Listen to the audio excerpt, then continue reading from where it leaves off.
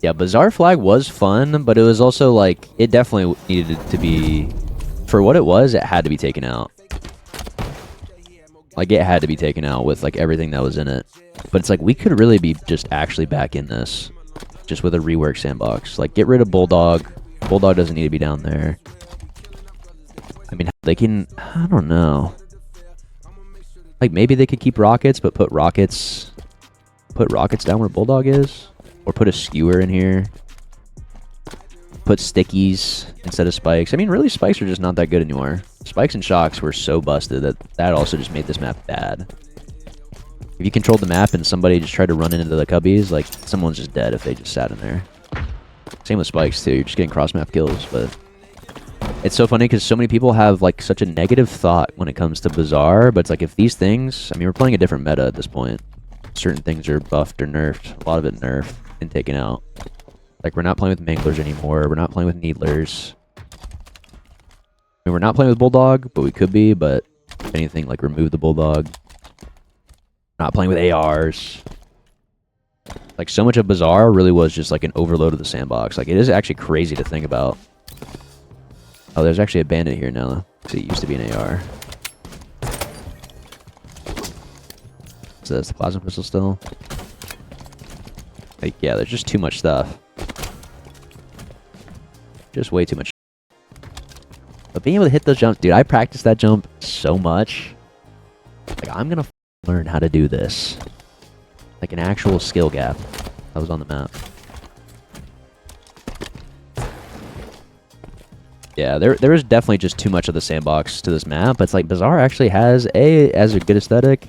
At least has more personality. And with some of the nerfs and then potential removal, like, this map could easily be a 5 flag. Like, it still could stay as a 5 flag. I'm just tired of the 3 flags that we have. I would take Bizarre over any, like, pit flag in modern day Halo at this point.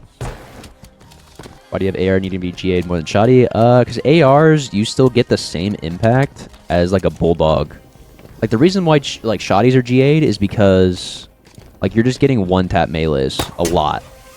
And, I mean, realistically, like, Shoddy, like, the range at which you're getting kills with the Shoddy is still pretty far. I mean, even if people were using 3 shots to get kills constantly, like 2, maybe 3 shots for a Bulldog consistently, I'd be fine with it, because that means you're probably getting 2-3 kills max. But people are playing corners like this and just getting that. Like, this is what Bulldog gameplay is at a higher level. You're waiting for somebody to come by, and you're probably getting, like, a one-tap melee. And it's like, that's just not what it should be. It obviously plays into it. Like, that's just kind of the way it is. But when you get 7 shots, you just get this, waiting around any corner. There's so many corners on so many different maps that it plays into. That's why I got GA'd. I still think, realistically, it's a power weapon. So that's why, like, with an AR, there's actually no AR on the map anymore. But you're just spraying, getting a quick, like, spray, like, melee as well. You get the same like type of playstyle, and it's not a power weapon. It has like a lot more ammo to play off of to get easy, like very easy kills. So you get similar impact, similar longevity, and it's not a power weapon. Yeah, one-clip sim beams would be good, but they're obviously not going to try to work with anything. HCS 343, like, those guys just don't care. They are just going to let the game fizzle out as much as possible. Try as little as possible, which is just sad. See Ravager as a shock rifle tier weapon. The thing about Ravager is, like, I think the Ravager could work, but it wouldn't be a shock. Like, it would have to be like a rocket replacement, and it would need a lot less ammo. I think the Ravager could work that way, honestly. I mean, the thing is, like, rockets are OP by, like, virtue, but that's okay. That's the problem that, like, some people... That's the problem that we have with some ideas of, like, how weapons are supposed to be. And that's, like, where the Shoddies are. Like, Shoddies are strong, but they are power weapons. But they could definitely be treated more like true power weapons. I think that's, like, the main issue, that there's this difference of Tier 3 and Tier 2.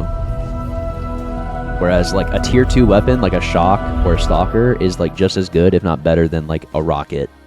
Or the S7 a lot of times, because you get so much impact. There's nothing wrong with 4 rockets. No, there definitely is. There definitely is. There's a certain level, there's a certain extent of, like, how much impact you get over a longer period of time. Like kind of the same thing with snipes right now. Like 2 snipe, 3 flag maps, having 8 shots in each sniper is kind of insane. Like they definitely last too long and have too much of an impact. That's like really the hard balance that like nobody even wants to go for at this point. HCS and even pro players included is like you need to have these clear advantage of weapons on the map as something to fight for, and that can actually turn the tide of the game. And there is a skill gap in who can actually get better impact of these things on the map.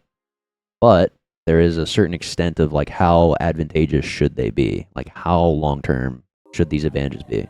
Part of it comes from Repulsor just beating rockets. Yeah, but it's really easy to play around that a lot of times. Because Repulsor does beat rocket, but you can always just finesse around it a lot of times. Or you're just going to run into the other 3 people on the map that don't have a repulse. Yeah, 4-shot sniper definitely would be better. 100%. Like that's the reason why like Forbidden game modes, Argyle was the same way.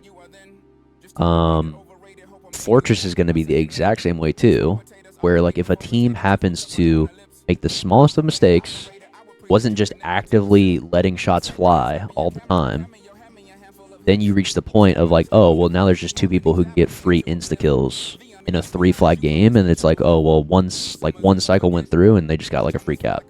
Or they got their cap, then they got 2 snipes, and then they're now about to go on like a 2nd cap run because of the 2 snipes. It's like that. And again, it just keeps lasting. Like, you just play it even relatively smart. Even if you play conservative, like you play back, like that's actually usually playing smart with those things. Like you're playing really far back, just getting free kills. Do I miss Street Strongholds? I don't really miss it, but I'm down to like just give it a try again with like the reworked meta and the fact that spikes are no longer good. Because you used to just grab spikes and you could nade out B so easily and nade out like top A. You could nade out every single stronghold on Street Strongholds and it would just work. For the Bandit or battle rifle, I definitely prefer the BR.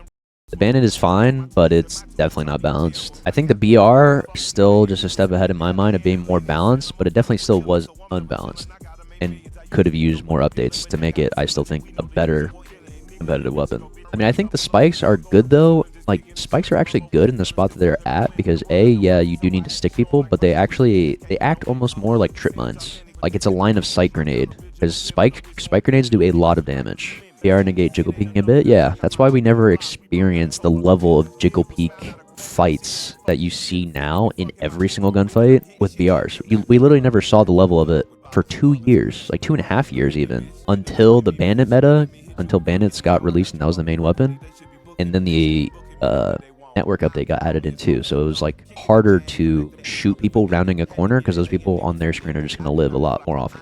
I just think long term in a competitive game like Halo that we have, where you have shields and it's a longer time to kill than other games, tracking is like king in terms of like competitive play. And I think that mostly comes down to a BR, which is a burst. You have to track, of course, the full burst, or something closer to like an automatic, which we've never actually tried, but it would have to be more commando-esque, of course. But like tracking should be king. I feel like when it comes to like standard precision competitive play, you got to still be accurate. You got to be on target. You can still hit your flicks. But the thing is, like, you just got to make the tracking harder, which like the BR year 1 was not that hard to track. Year 2, it was actually a bit harder. I think year 2 BR was actually pretty balanced, but then the range was too much. Once everyone started to settle in and everyone knew like setups and whatnot, like BRs really got really oppressive. But now we still have the same setups and you have the Bandit and you're just getting max damage off of 1 tick of just one trigger pull. You're getting max damage. It's just really not that hard to hit those shots. So we have a laser beam in our hands. Reduce aim assist and lower the range of the BR scope. We have a BR, exactly. The Bandit is actually not that slow though. The Bandit is the same time to kill as the BR. I also don't know why we, for competitive Halo, haven't tried the recoil patterns. Like recoil control would be, I feel like, a very normal introduction of something that would add a skill gap into actual shooting rather than just raw, just aiming. Commando starts with the flight settings would have been peak. It would have been pretty close for sure. How would recoil patterns work on something like the Bandit? It would have a standard jump and it doesn't reset because the Bandit has a recoil where it goes up, but by the time you're able to shoot, it resets back to its default position whenever you shoot. Whenever it does that.